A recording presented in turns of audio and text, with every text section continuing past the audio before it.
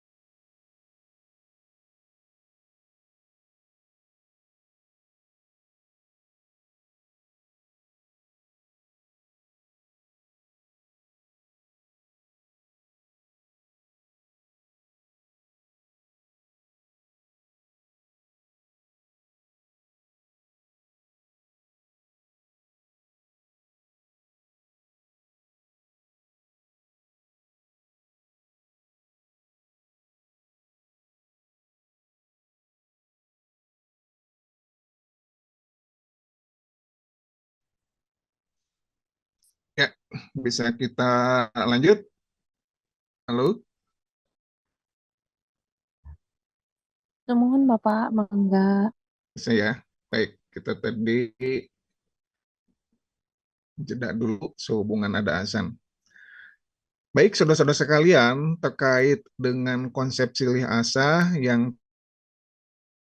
tadi sudah memiliki sisi positif, namun pada kenyataannya silih asah ini juga menjadi salah satu kelemahan bagi masyarakat Sunda apabila menginginkan jabatan-jabatan strategis atau penunjukan jabatan-jabatan strategis.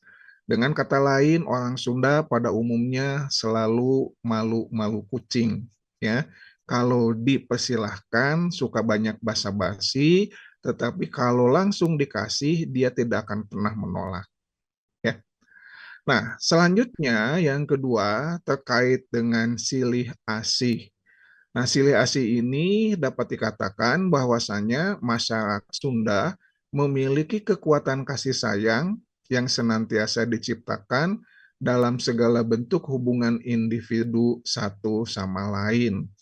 Nah, ini juga sebetulnya mempunyai kelemahan yang tidak beda jauh dengan silih asah.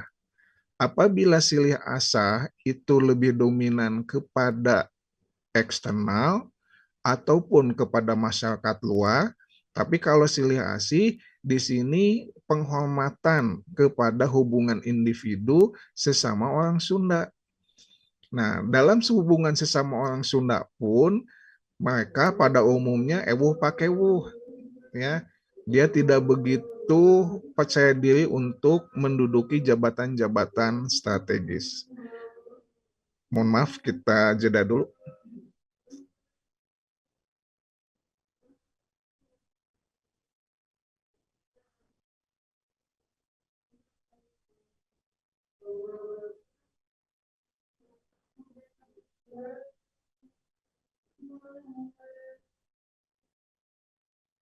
Ya, baik, kita lanjut sekali lagi. Untuk silih asah dan silih asih adalah kekuatan yang dimiliki oleh orang Sunda, namun di sini juga ada sisi-sisi kelemahannya. Untuk silih asah mengalah kepada suku yang lain, tetapi kalau silih asih mengalah kepada sesama Sunda. Nah, sedangkan yang satu lagi, silih asuh, adalah sikap mengayomi satu sama lain sebagai bagian yang tak terpisahkan dalam menciptakan harmonisasi hidup. Namun sayangnya, dalam kehidupan politik, silih asuh ini tidak begitu dominan. Silih asuh ini lebih dominan ada pada pola kehidupan di pedesaan. Mereka mengayomi satu sama lain. Nah, di perkotaan sudah masuk kepada individualistis, tidak lagi silih asuh. Nah, yang patut disesalkan adalah terkait dengan ego, ya, ataupun egois para masyarakat Sunda apabila ingin mencapai kedudukan atau telah mendapatkan kedudukan. Kita bandingkan dengan orang Jawa, katakanlah lulusan UGM, ya, atau lulusan perguruan tinggi yang ada di Jawa lainnya. Mereka kalau sudah duduk di kekuasaan pusat, mereka akan mengajak alumni-alumni yang asalnya sama. ITB walaupun namanya Bung, tetapi pada kenyataannya isinya banyak orang Jawa, ya. Nah, di sini kita melihat ketika mereka menduduki posisi-posisi strategis di puncak kekuasaan, mereka mengajak kelompoknya untuk menduduki jabatan-jabatan yang dia pegang. Ya, kebetulan dia punya jabatan dan dia di bawahnya ada beberapa anak buah yang dibutuhkan. Nah, beda dengan orang Sunda. Orang Sunda kalau sudah ada di puncak kekuasaan, dia itu agak enggan untuk mengajak sesama Sundanya. Nggak susah-susah lah. Kita lihat aja ya pegongan kita. Kalau udah ada di puncak, itu tunggal. Beda dengan orang ITB atau yang lain, kalau sudah ada di puncak, di bawahnya itu banyak alumni-alumni yang sama. Nah, di sini kita bisa memahami bahwasannya filosofis kehidupan orang Sunda pada silih asah, silih asih, dan silih asuh ini terjadi adanya sebuah kontradiksi. Kontradiksi yang menjadi sebuah keunggulan dan sekaligus juga menjadi sebuah kelemahan.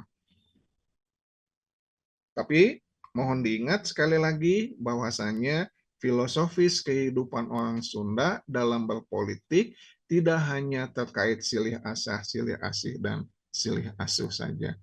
Insya Allah filosofis yang lain akan disampaikan oleh Profesor Nandang dan juga atau oleh Profesor Utang.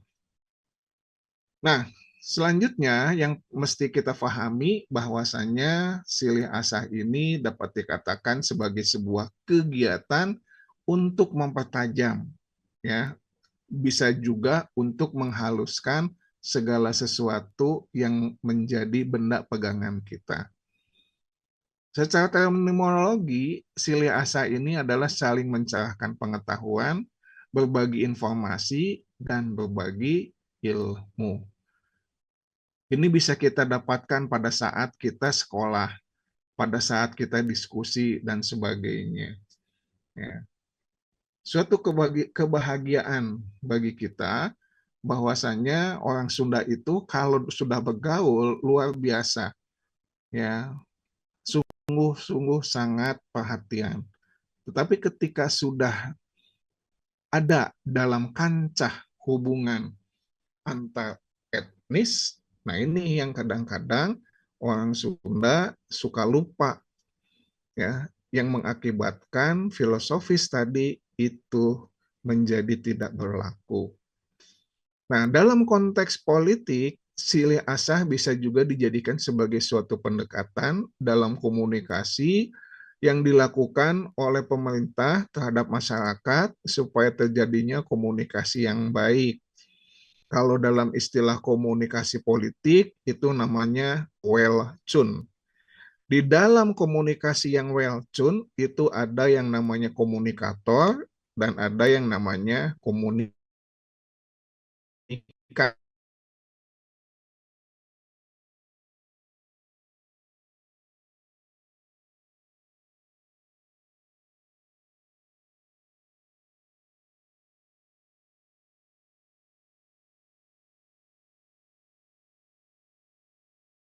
Walaupun memang banyak juga orang Sunda yang tidak suka pada saat dia menduduki jabatan, dia tidak suka dikritik oleh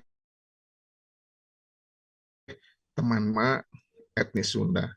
Ya. Nah, inilah yang mesti kita pahami terkait dengan komunikasi politik di orang Sunda. Bahwasanya tidak selalu komunikator itu diduduki oleh seorang pemimpin dan komunikan tidak selalu diduduki oleh anak buah.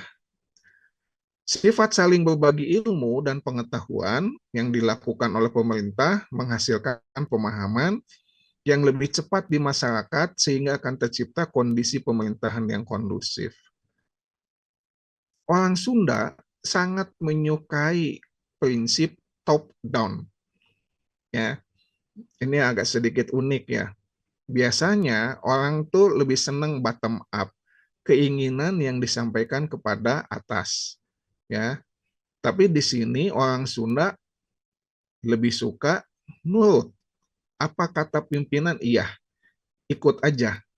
Ya, jadi sifatnya yang namanya eh, top down itu sangat disukai oleh masyarakat Sunda. Kebijakan-kebijakan dengan model apapun yang ada dari pusat itu biasanya sulit untuk ditolak oleh orang Sunda. Itulah keunikan orang Sunda. Beda dengan suku-suku lain. Ketika ada kebijakan yang tidak populis atau merugikan, dia akan melawan. Tapi orang Sunda, dia akan menerima dengan alasan, ya kumaha nu dibendo we, abdi mangilingan wae. Itu kalimat sudah menyerah, ya, dengan istilah abdi mangilingan wae, kumaha nu dibendo. itu menandakan bahwa masyarakat kita enggan untuk menggunakan pola-pola perlawanan apabila ada kebijakan-kebijakan yang diberikan oleh pemerintah pusat dalam mengendalikan rakyat. Ya. Tapi kalau berbagi ilmu, pengetahuan sesama masyarakat itu sangatlah kuat.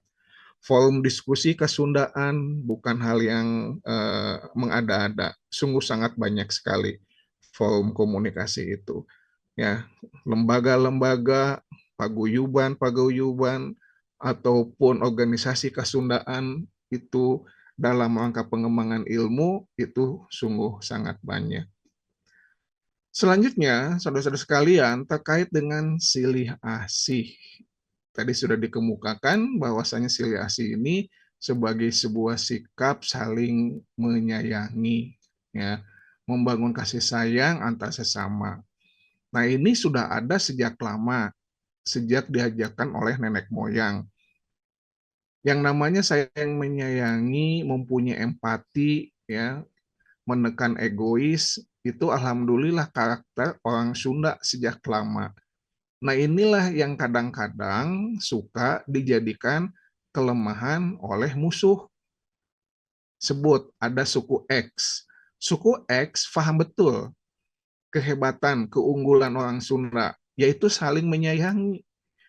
Maka ketika si musuh itu bermusuhan dengan orang Sunda, maka diambillah yang menjadi kelemahan orang Sunda, yaitu sayang menyayangi.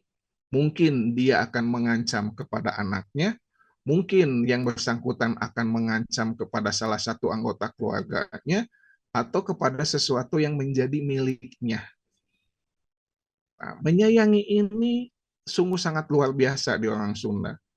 Ya, makanya di orang Sunda, dalam kegiatan politik, lebih banyak dilakukan apa yang disebut mobilisasi politik ketimbang partisipasi politik. Kenapa demikian? Karena orang Sunda banyak ikut-ikutan dengan asumsi saling menyayangi, saling menghormati. Ya. Ikut partai A semua.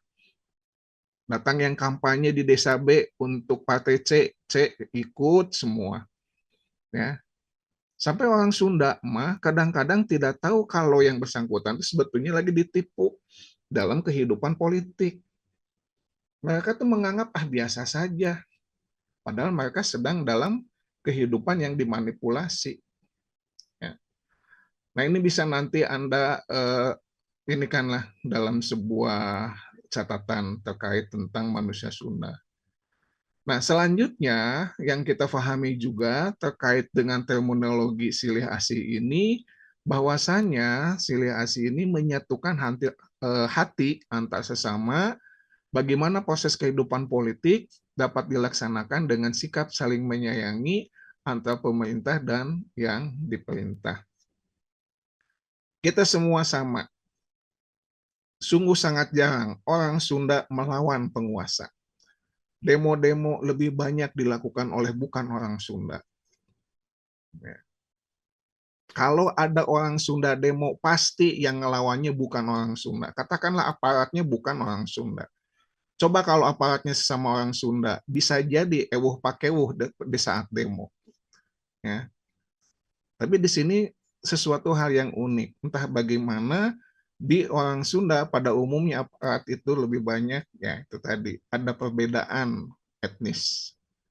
Nah, dalam konteks politik, silih asih ini memiliki makna bahwa sebuah sistem yang sukses, bila ditopang dengan kekuatan kasih sayang yang tulus, maka pemimpin terhadap rakyatnya akan timbul proses nasionalisme.